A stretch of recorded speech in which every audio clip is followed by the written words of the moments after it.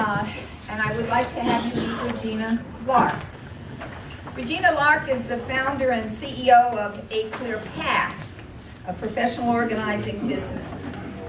She believes that clutter impacts the whole person and offers a holistic approach to clearing it using humor and smart information.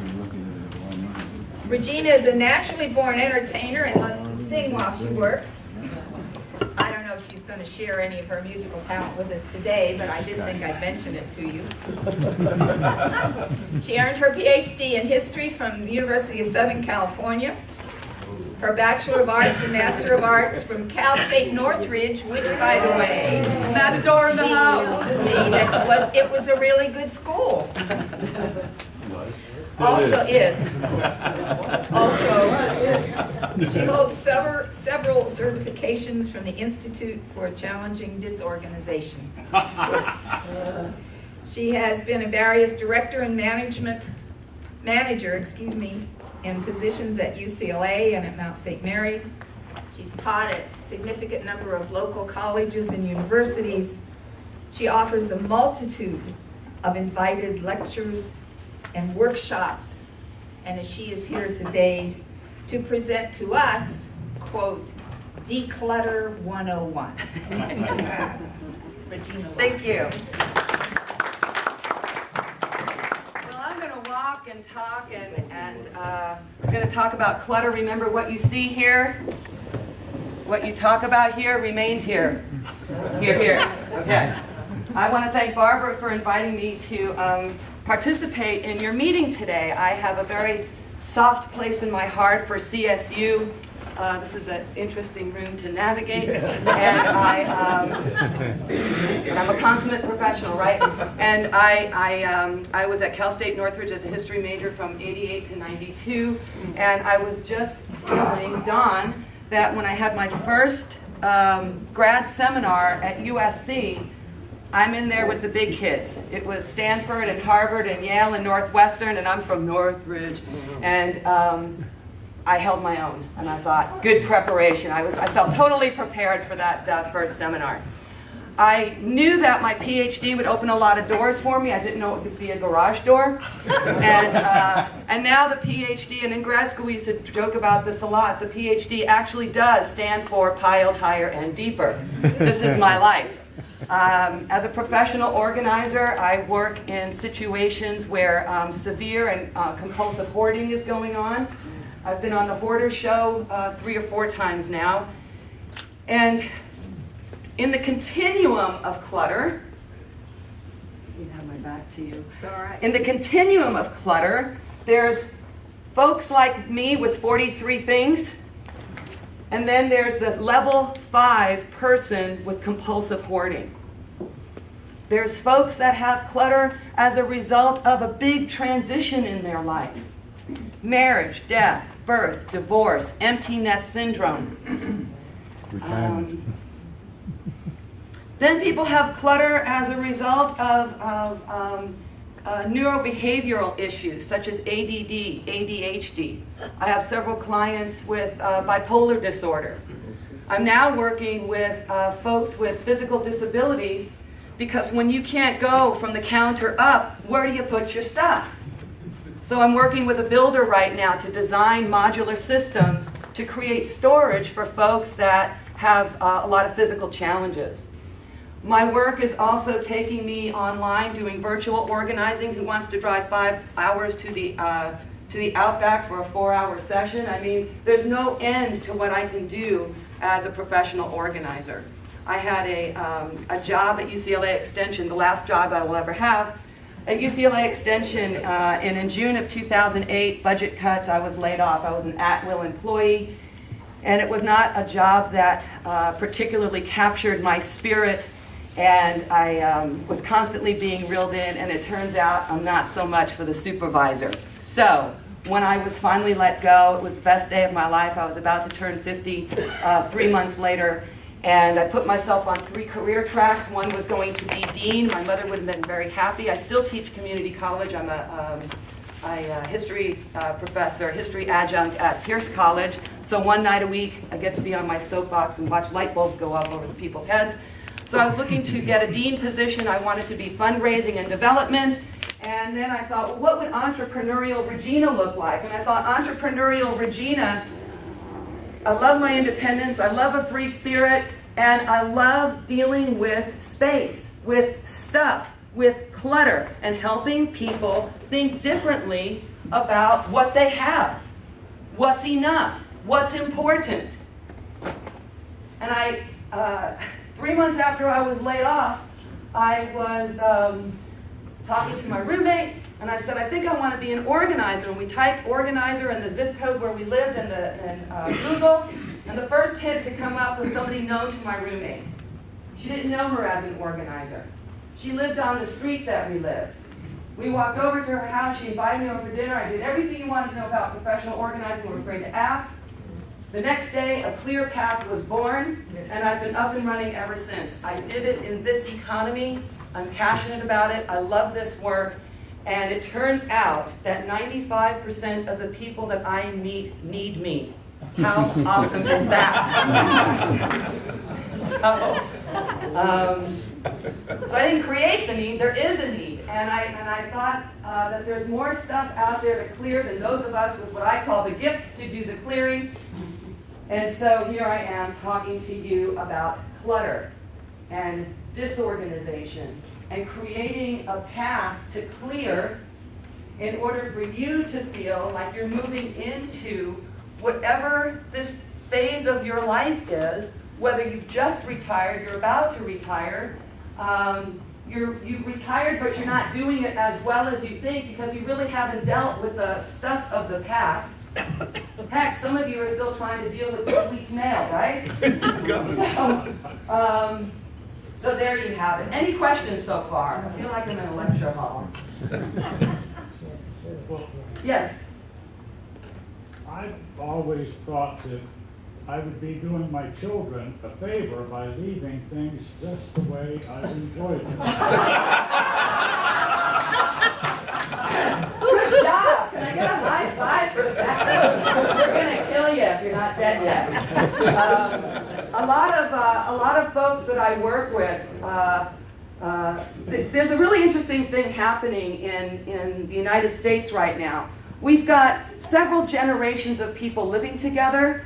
We have 60-somethings downsizing their 80-something parents, while the 40-something kids are looking on going, oh my gosh, I'm going to inherit all of that.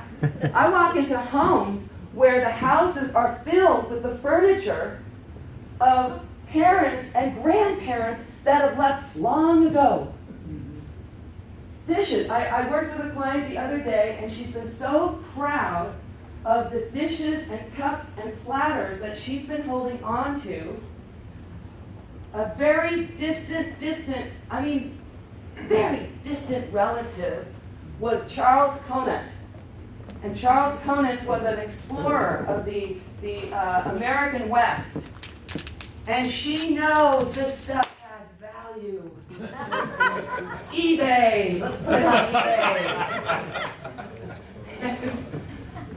You know, the glass is going for $1.290. The children are not going to college on what she's going to sell.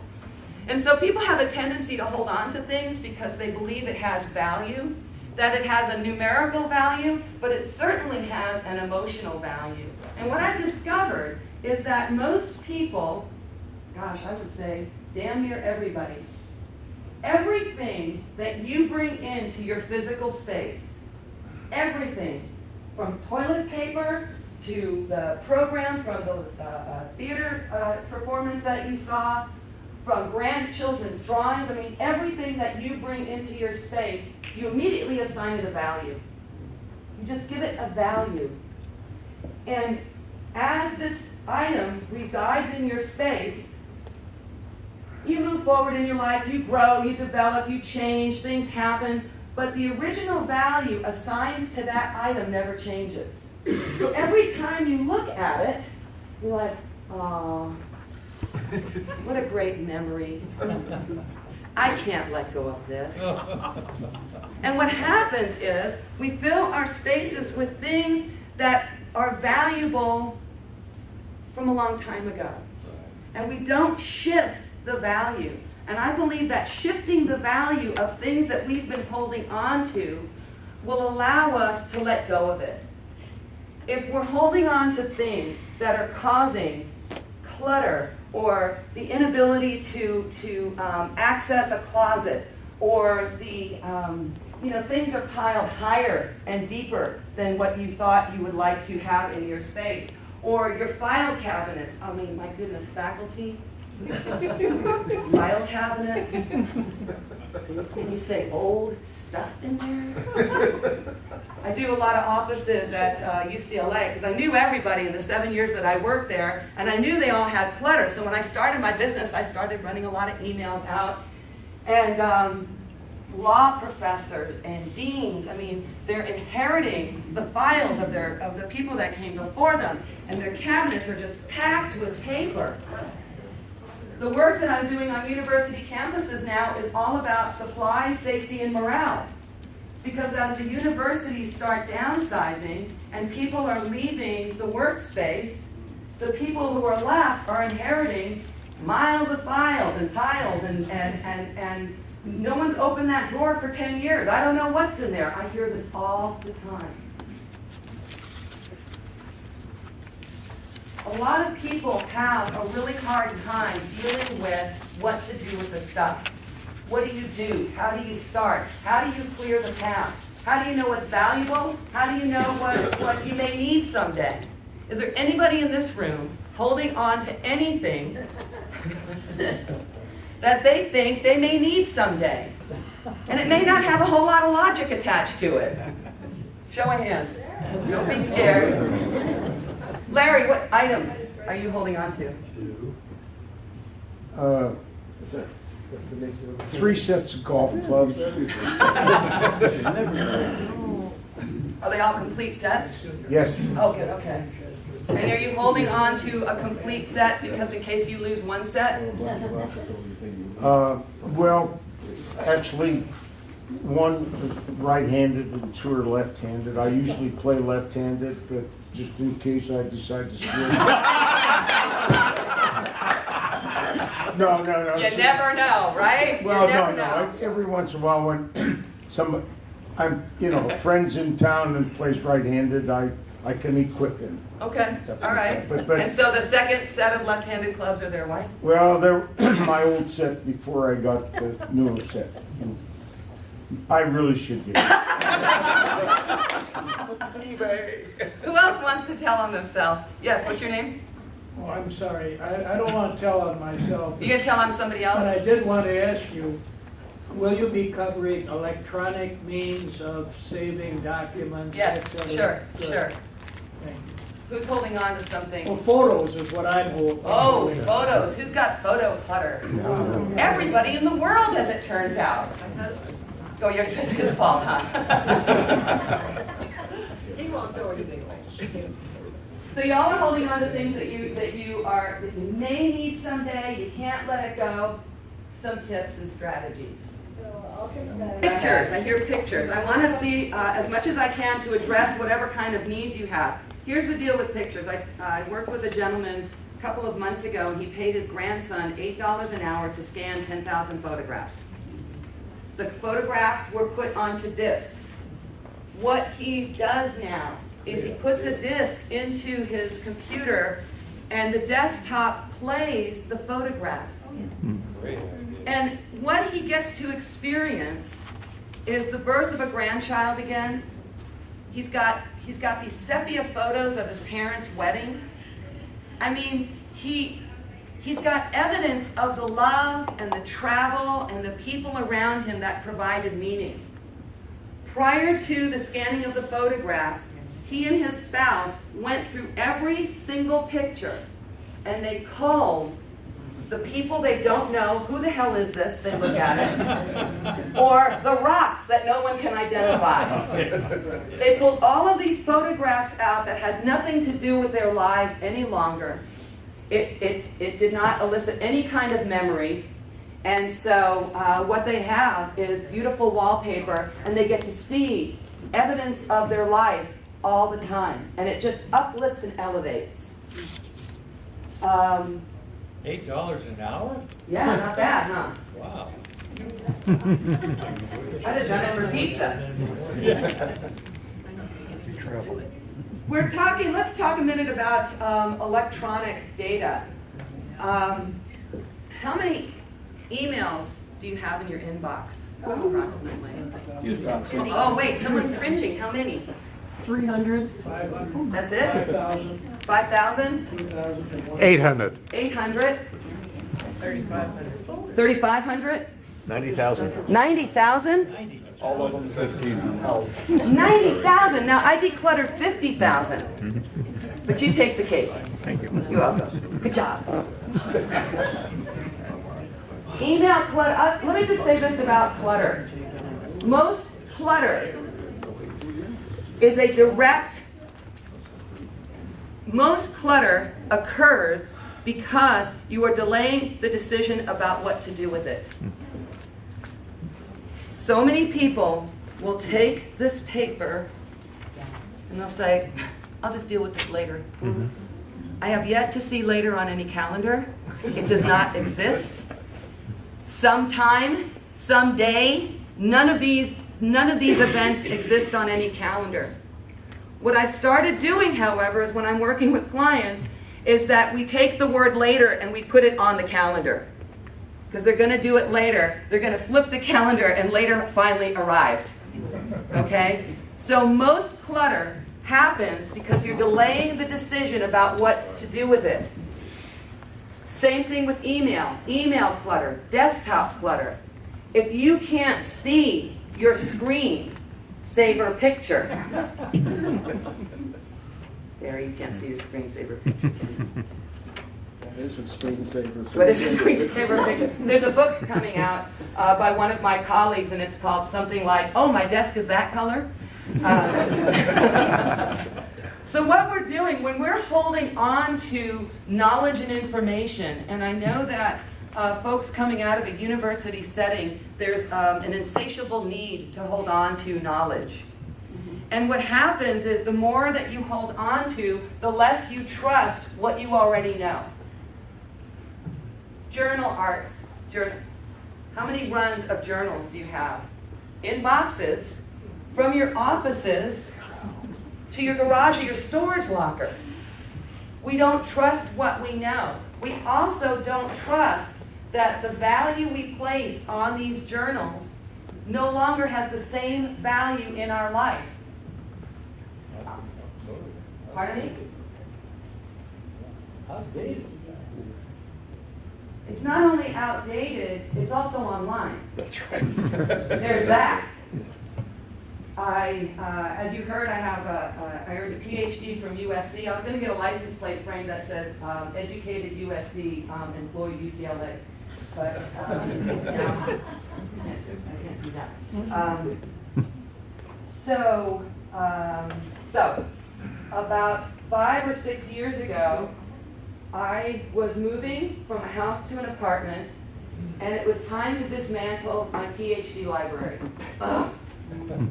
I had 5 floor-to-ceiling bookcases that represented my life, my education, my passions, and my intelligence. Yes, these books proved that I was smart.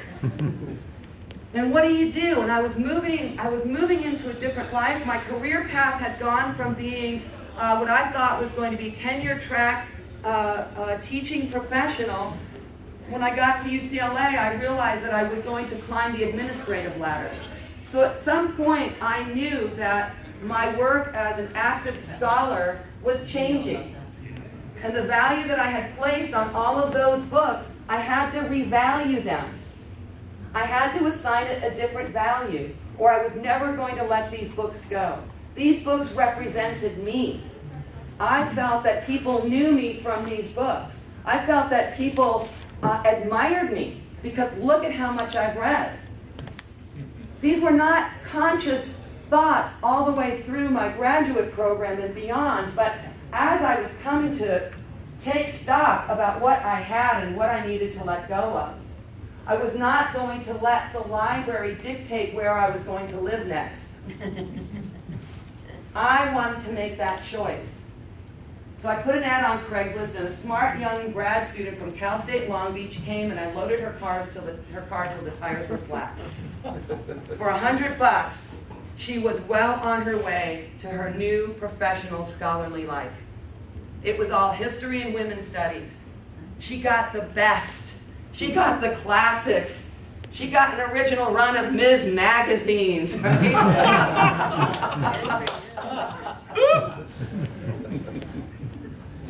I've come up with some songs about clutter, and the song that really relates to dismantling the library goes something like this. Oh, the clutter inside is frightful, and my dear, it's not delightful. So let's give it the old heave-ho. Let it go, let it go, let it go. This is how I work with folks. It's like, what is the meaning of this to you in your life? How is it uplifting and elevating your spirit? Memorabilia. We hold on to things that somebody gave us, and we keep it displayed because they may come over someday. And what will they think of us? Greeting cards. You have greeting card clutter. Tons of cards. Sentiments from your students. They loved you. You were the best professor they ever had. And we wrap things around us like a glove. Yes, it feels good to have this. But when I come across these things in client offices or even in my own space, I ask myself a lot of questions. What is this bringing to my life today? It felt good then. Does it still feel as good? If this was removed from my life, am I any less a person? Am I losing out on something? Or is it okay to just know that my heart is filled with the, I'm so sorry that you have to keep jumping off of that. I appreciate the effort though. That my heart is filled with the sentiments. I knew that I was an effective instructor. But did I have to have proof of that from every student that gave me something? My answer was no, I didn't. For me, I didn't need to do that. When I made this transition after I dismantled my library, I moved into a one-bedroom apartment. And I took to my apartment the 5 boxes that I've been carrying around with me since time began. These were cards and letters from my grandparents from high school, things that people wrote, in my autograph book from 6th grade. I mean, I had it all. And every box I took from the garage, I brought it to my new space. I dumped the box on a countertop. And when you declutter a shelf, when you declutter a drawer, when you're working in the garage, one of the things that you want to do, or a box, take everything out of that space and dump it. Get a dirty towel or a sheet on a table and take the drawer and just dump it over. And with the bird's eye view, you can see just how many nail clippers you have. Right? Or combs, or ketchup packages, soy sauce, how many chopsticks do you need? Twist ties, the plastic things that go on bread, because you never know when you may need this. Bed Bath & Beyond coupons. Shopping bags, you got them all. So I dumped my boxes and I saw my life there. And I had to make some decisions. I didn't have room for the 5 boxes anymore. I recognized that I had cards from grandparents and aunts and uncles, and I had many from the same people. And what I decided was I only needed 1 card from each grandparent. All 4 grandparents are deceased. But I needed 1 card where their handwriting was legible, and all I needed to see was, "I love you, Grandpa." For me, that's all I needed. Because his memory is here up in my head and in my heart. He was not the card. Obviously. But I was holding on to the cards because they represented something. And what I had to do was begin to trust my knowledge, my heart, the belief that these were people who loved me, and that if they were alive, they'd still love me. But I worked with a client once, and she had thousands of greeting cards from every family member, every child, for every holiday, every single event, birthdays and Christmas and anniversaries and the birth of a child. I mean, the cards were just overloaded. We were going through the cards, and she says, "Regina, my sister thinks of me. She goes to the store, she buys the card, she writes in the card, she stamps the card, she addresses the card, she mails the card." I said, "Did you read the card?" She said, "Yes." "Is the card your sister?" "No." If your sister's giving you cards 5 times a year, how do you start tearing that down and let it go? And what we came to was that she's going to keep the cards from her sister that has the most beautiful handwritten sentiment. Not what Hallmark is telling her to say, but something coming from her heart. And those were the cards that she was going to hold on to. And it worked for her. We let go of the cards that says, "Love Milton." She didn't remember who the hell Milton was. So, in decluttering, I know Milton. In decluttering, you want to ask yourself a lot of questions about who, what, when, where, how, why. How is this serving my higher purpose? What is holding on to this bringing me right now, and what might letting go of it bring me? Doing decluttering projects, you're going to do it probably for one of a couple of reasons. You want to be able to open a closet door. You want to be able to have people over for dinner. When I work with people, we start out with a lot of vision boarding. We go through the magazines. We cut out pictures from the magazines that they're about to let go of.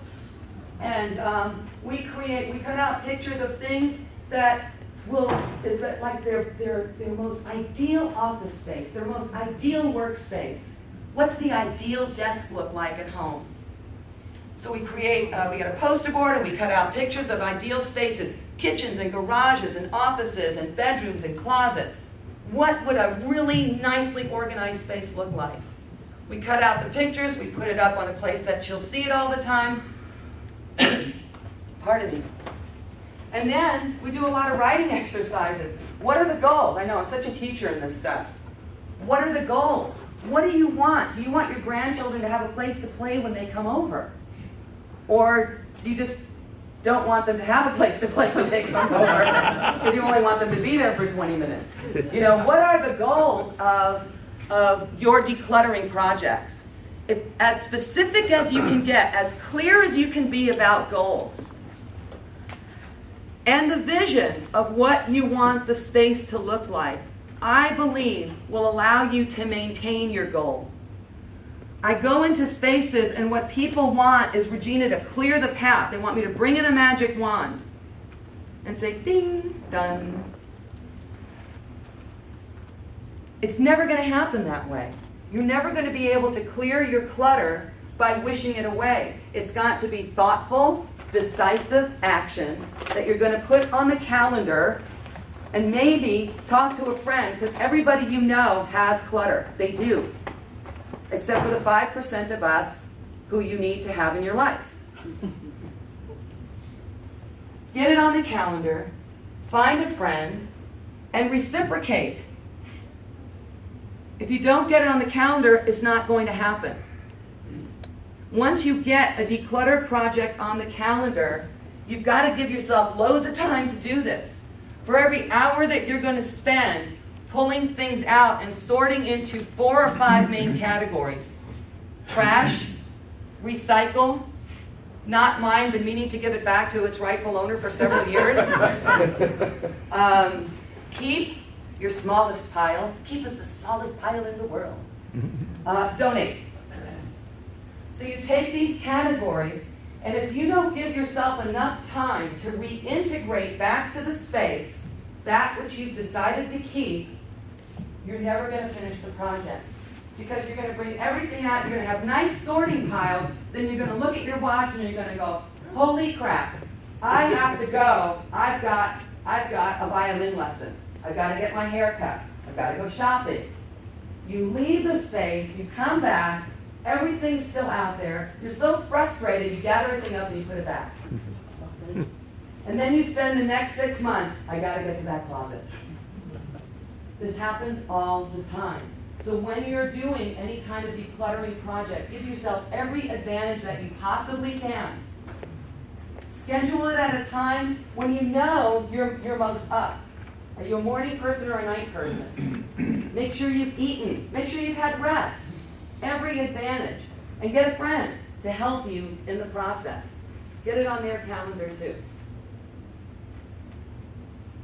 I want to hear more about your clutter. What do you got? Yes.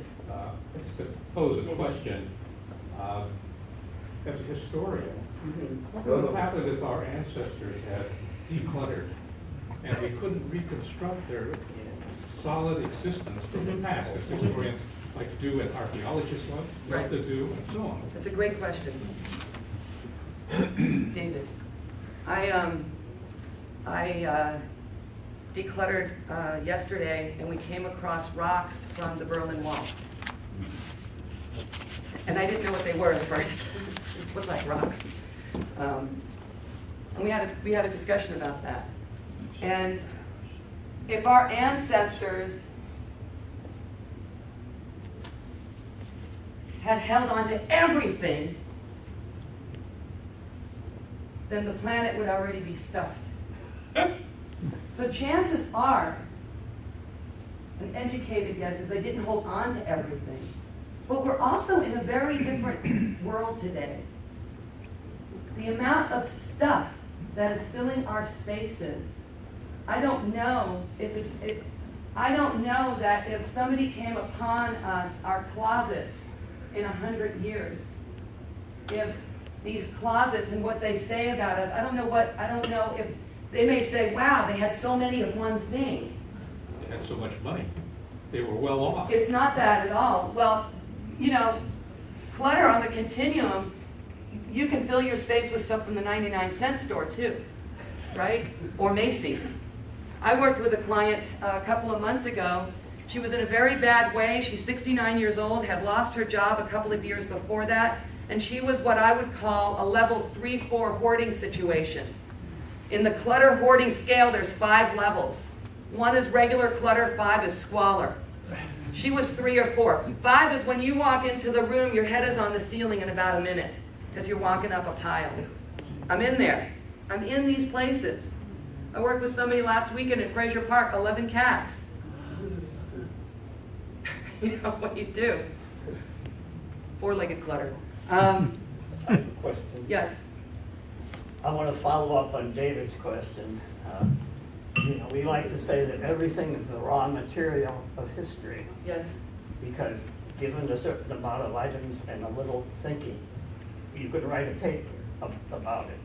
But more importantly, I believe in archives. Uh-huh. And what I want all these folks to do is to turn everything they have connected with the university over to the university archives. Yes. How do you feel about that way? I think it's good as long as the archives are stored correctly, right? I mean, you've got to have the conditions. We're scanning everything. I believe in scanning. I believe in,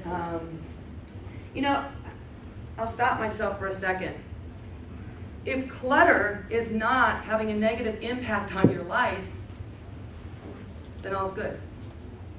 But if it's keeping you from movement forward, not allowing you to complete goals or projects, then you've got to take some action. So yes, archiving, bringing your stuff, getting your materials to an archive is a great idea. Let somebody else keep it for you, right? Let them pay for the temperature-controlled rooms and those type of things. Absolutely. But to get back to this idea of if our ancestors had thrown everything away, we're human beings. We're never going to throw everything away. We're never going to let go of everything. But for the purposes of your emotional, mental, and heart well-being, if you're not able to move forward, you've got to let go of some stuff. It's just not going to happen any other way. You can't organize too much stuff. It's not going to happen. But there's a question over here. Yes? There's a great feeling when you get rid of all this stuff. I remember when I retired and I sent my books to the library and my papers to the archives and threw out all the correspondence around. That just felt wonderful. Yeah. You know, you really ought to start on something It's else. very freeing. It really is. You know, when you have clutter in your space, a lot of people are constantly thinking about it. I can't go out this weekend, I got to clear up my office. I can't do this because I can't find something and I need it and I'll be late. And you know, clutter has this way of just impacting us all the way down the line. The letting go is very freeing. The belief that if this is not serving my higher purpose, is there a higher purpose out there that I can serve? I did a study I did my MA at Northridge, and I did a study on the League of Women Voters. And Northridge Archives has League of Women Voters papers. And so I submitted my paper to the archives of the League of Women Voters. I do not have a copy of it, but I know that a copy exists, and that's important to me. Will I ever access it? Probably not. Is it on my CV? Yes, it is. It was a huge study that I did, lots of oral history. It's in the oral history archives. You have to make these kinds of decisions. How much is too much stuff? And what are people going to need to know about us? You're coming from a very scholarly position. You're not like everybody in the world, right? Scholars come, we think of things much more broadly, and we think of things in ways that, how is this going to impact a lot of people? It's not just our family that we're thinking about leaving our papers to. But if we've done some really great, fun work, we want others to have the benefit of it. Apparently, I'm still the world's English-speaking expert on Japanese war bride immigration to the United States. That was my doctoral thesis. When I finally got to a place where I knew that I was no longer going to be an academic, I was not going to be wearing my scholar hat, I had to make some decisions about this manuscript and about my research materials. I interviewed dozens of people. So all of my research materials are now at the Japanese American National Museum. My best friend, who's a publisher, just published my dissertation, so it's an online version. I get calls at least once a month from young grad students wanting to access the publication, the document. So now I have a place, I have a website that I can send them to. Do you have a comment? I found that the starting place is to stop making it worse. When I retired and my wife retired, I tended to hold on to things tighter than her, and we confronted the situation. We haven't really answered the problem, but nevertheless, the first thing that we did decide was not to bring anything more into the house unless it was a replacement for something that was being taken out, given away. I like that. Oh, I don't like that. So I mean, we forced to make decisions about the things that we did bring in, and we didn't increase the total clutter. Right. Now we're dealing with the residue. And I think that's a really important point, is to not bring more in. I was in a home yesterday, and they're best friends with their Costco card. And there's an Albertsons 2 blocks away. And the grief that the clutter of Ajax and Lysol and Listerine and aspirin and food and container, the clutter, it's like, where's this bargain here? It's driving her nuts. It's causing problems in the marriage. Where's the savings, really? And we're not 50 miles from nowhere. We were in West LA. There's a store everywhere. So I told her to take the Costco card. I suggested, Put it in an envelope and put it in the safety deposit box. You just don't need this. The only thing you're going to start bringing into your space, because right now you have plenty of everything, is food and toilet paper. And you won't need toilet paper for months. Okay? But I like this. Don't make the problem worse. What I want to remind you of, however, is that not everybody thinks like me, and not everybody can just do it. Just clear the drawer. Just don't bring anything in. Our brains don't function. The work I do, I will declutter and organize to your brain type, not mine. Because if it was left up to me, the planet would be much, much lighter. We just wouldn't have so much stuff. On my website, I have the equivalent of an 11-page PDF that's where to donate and recycle damn near everything. And it's growing constantly. Business attire, briefcases. You know, Los Angeles is home to a ginormous homeless population. And there are some amazing agencies out there that are helping people get off the streets, give them job skills, and getting them out to interviews. They need our clothes. They need the stuff that made us look good. So pay it forward. You've had great lives, great careers. Look at your stuff and say, who can benefit from this? If you're in a situation where you're holding on to something that you may need someday, not necessarily the Carmen Miranda shoes, but although well, they're not your size. Okay, but you may need them someday. And in 5 years, if you need this, think, can I borrow it? Does somebody else have it? Is there something I can use to substitute for it? Can I pick it up at Goodwill for $5? Yes.